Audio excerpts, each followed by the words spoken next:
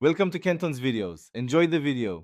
In this video, I will explain how to play if you want blood on guitar. Let's start with the iconic main riff. It's built around a consistent open a string pedal note, which you'll want to palm mute for that signature chugging sound. You'll then weave in A, D, and G power chords, hitting them with a strong, precise rhythm. This riff is crucial, as it underpins much of the song, from the intro to the verses, and even the solo's rhythm section. Moving beyond the main riff, the song's rhythmic backbone relies heavily on just three essential power chords: A, D, and G. Your goal is to hit these with a clean, aggressive strum, ensuring each chord rings out powerfully. Maintaining a consistent, driving rhythm is key to capturing the song's energy. Practice transitioning smoothly between these three chords to build your speed and accuracy, making the rhythm feel natural and relentless. Now, let's talk about Angus Young's fiery lead guitar work.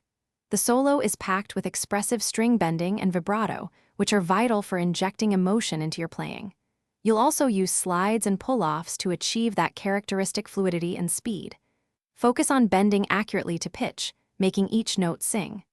Much of the solo navigates the higher frets, often between the 12th and 15th positions, so get comfortable up there. To truly capture the song's signature sound, start with a guitar equipped with humbucker pickups for that thick, powerful output.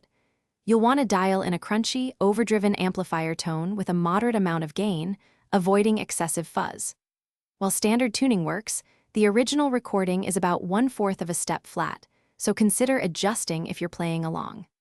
Finally, consistent practice with a metronome is essential for nailing the tight timing. Thanks for watching. Consider subscribing if we helped you.